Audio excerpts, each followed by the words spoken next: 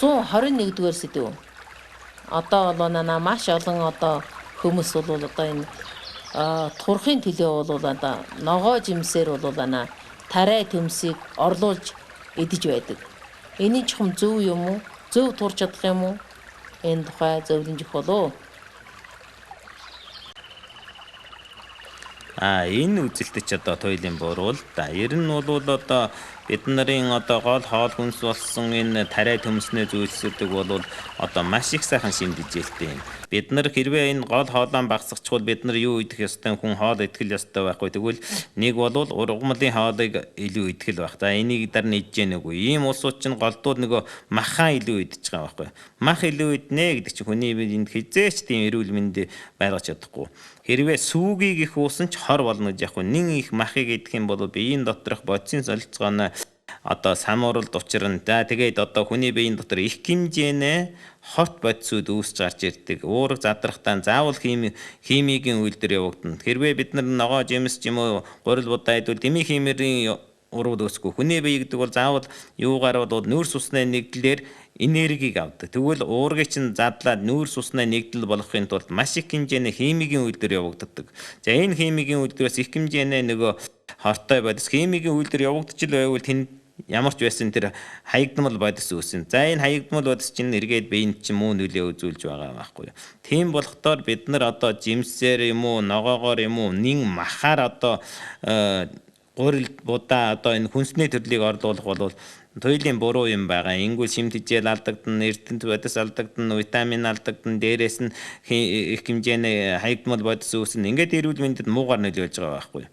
Тийм болохдоор эрүүл турнаа гэвэл одоо тэр өөхнөө хэмжээ, тэр нүүрс усны хэмжээ, тэр махны хэмжээ, тэгээд өөрийн хөдөлгөөнтэй байх олон зүйлийн талаар анхаарах чухалтай л да. За энийг би тусгайлан одоо юуны талаар ярина. Одоо эрүүл турхтаар ярих бах. За тэндээс ойлгоорой. За их баярлалаа.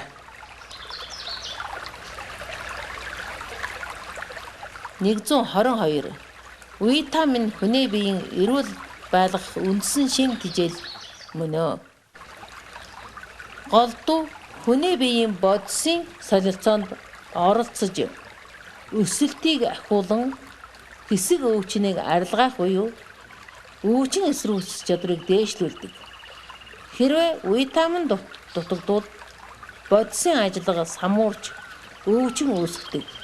Витамин болоо хүний биеийн хооронд нарийн нууц харьцаа холбоотой байдаг. Тэгвэл энийг одоо чухам бид энийг яаж ойлгож зохихыг та зөвлөж өгөх болов.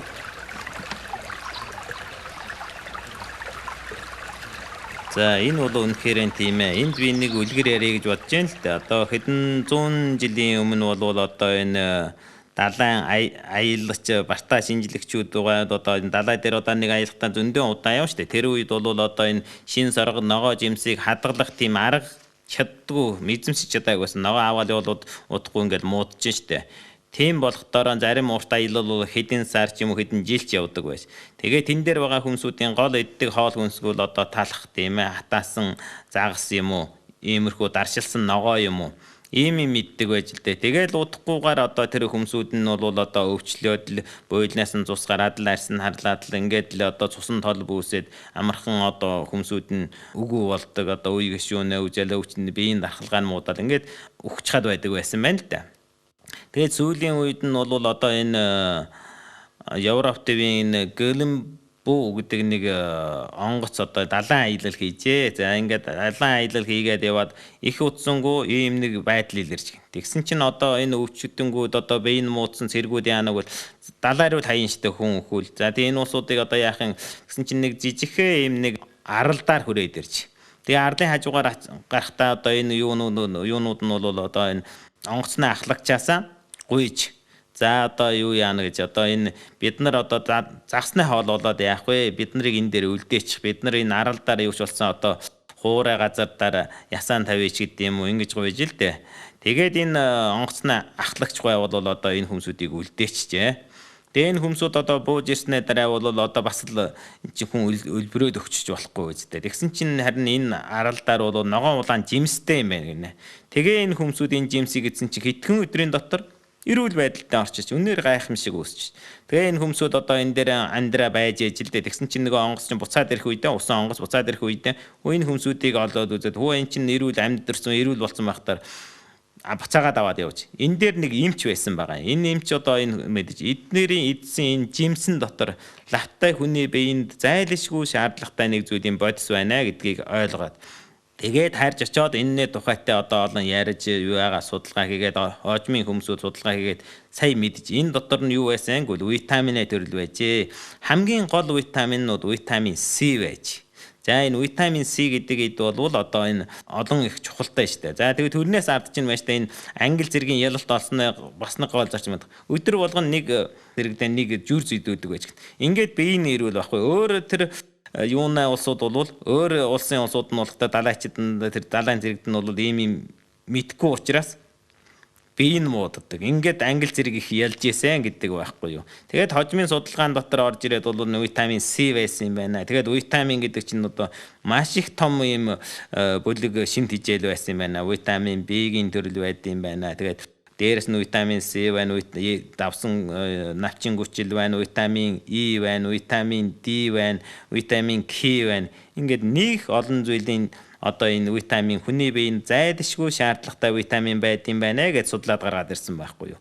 Иймээс витамин гэдэг бол нэг зүйлийн шимд ижил. Энийг бол зөв ойлгох хэрэгтэй. Хэрвээ эмэн дотор хоолн дотор байвал шимд ижил. Хоолноос нь ингээд салгаад гараад ирчихвол эм болчт юм аа. Эм болгосон үед нь бол заавал одоо эмчийн заавраар ууж байх ёстой шүү гэдгийг онцлон анхааруулъя да. За баярлалаа. 123 дугаар сэдв. Витамин бол бидний эрүүл мэндэд маш чухал.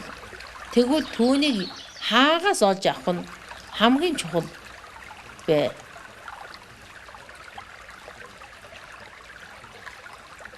За ер нь бол витаминыг бол хоолн дотроос олж авах л хамгийн чухал байгаа юм. Гэхдээ бид нарын хоол хийх арга хоол голохгүй байх тийм ээ. Олон төрлийн хоол идэх л их чухал юм л да.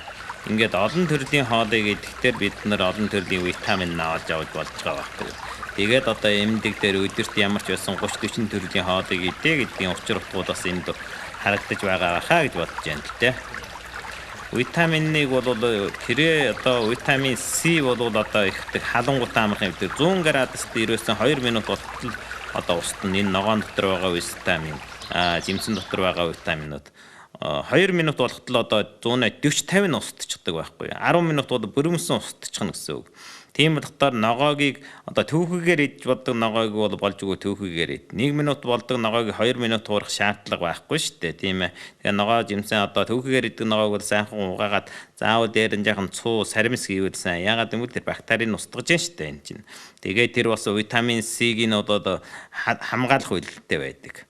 Ийм болохоор одоо энэ талын анхаарал тавих хэрэгтэй. За тэгээ жирэмсэн бүсгүй бол заавал тэр навчин хүчил дээр баялаг хоол хүнсийгээд дээрээс нь хамгийн сайн нь одоо бараг үйлдвэрлээд гаргаад ирсэн байгаа үед энийг бол идэж болно. Витамин энэ бол хүний уурга тарих нугасны мэдрэлд бол одоо дутагдж болшгүй шимт хижээл байгаа байхгүй юу. Энийг яах хэрэгтэй. Тэгээд одоо ер нь витамин Б-ийн төрөл бол энэ бүдүүлэг хоол хүнсэнд их байдаг. Тэрийг идэж явах хэрэгтэй. Витамин Д-ийг бол одоо хамгийн сайн хэлбэр олдог арга л нарнаас олох чухалтай гэж байгаа байхгүй юу.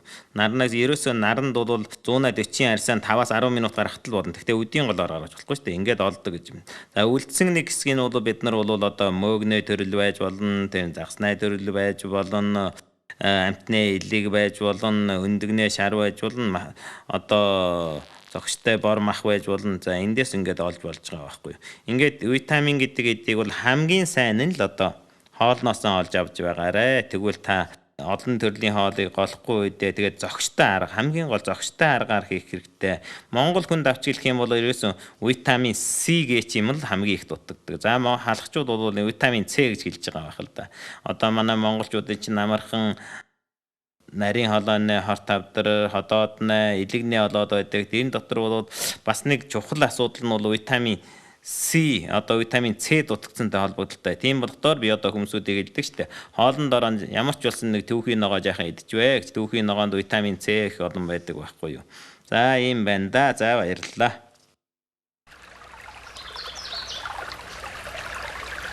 124 дугаар сэдв. Витамин эм үү? Тэгтээ шим тэжээлийн бодис үү? Энэ их чухал асуудал шүү. Витамин хоолн дотор байхтаа бол шим тэжээлт бодис гэж байгаа юм. Хэрвээ түүнийг тусад нь ингээд цэвэршүүлээ гаргаад ирчих юм бол эм болчихж байгаа юм. Эм л бол заавал муу үйлдэл байдаг шүү дээ. Тийм болохоор бид нар заавал энийг анхаарч үзэх хэрэгтэй. Хэрвээ одоо ингээд гаргаад ирээд цэвэршүүлсэн витаминыг хэрэглэх шаардлагатай бол заавал эмчийн жолоодлогын дор үүнийг хэрэглэх хэрэгтэй. Урт удаан хугацаагаар хэрэглэх бол маш их том асуудлуудыг үүсгэн шүү. Ер нь одоогийн дэлхийд дахины судалгаагаас уснаас нэн илүү тосон уусдаг витамингуудыг бол одоо хэрэглэснээс болоод амь насыг 4-өөс 16% бууруулж охирдуулж байна гэсэн судалгаа байдаг. Тийм болохоор одоо витаминыг хамаагүй хэрэглэх юм бол эрүүл мэндэд охирол үүснэ. Тийм болохоор та аль болохоор хоол хүнснээс витаминыг олж авч байгаарай. Энэ танай эрүүл мэндэд ихээхэн тусд юм болно гэж би бодож байна. За баярлалаа. За 125 дугаар сэдв. Зарим хүн витаминыг атгахаар бол идэж харагддаг. Энэ нь чухал зөв юм болов уу, буруу юм болов уу? Тэгвэл эрүүл жилийн бодис нэмэлт тэжээл нь хүний биеийн өвчнийг эсэргүүцэх чадал дархалтыг сайжруулж чаддаг юм уу? За энэ тухай тайлбарж өгөх болов. Байгалаг одоо хоол хүнсээр мөн одоо биеийн тамирын хөдөлгөөнд оролцох сэтгэл санаагаан хувирал одоо баярлах сэтгэл санаа өөдрөг байх зэрэгт бол одоо хүний дархалгаа сайн болох болцоонууд байгаа. Гэвч одоо нүдэн өмнө бол одоо витамин эрдэс бодис тэр эрүүл жилийн бодис эм хүний биеийн дархалгааг сайжруулна гэсэн боттой баримтыг олоогүй байсаар л дээ. Гэвч түүний эсрэгээр харин дураараа юм уу их хэмжээгээр хэрэглэх юм бол хүний биеинд охирол ачирна гэдгийг баталсан байгаа юм.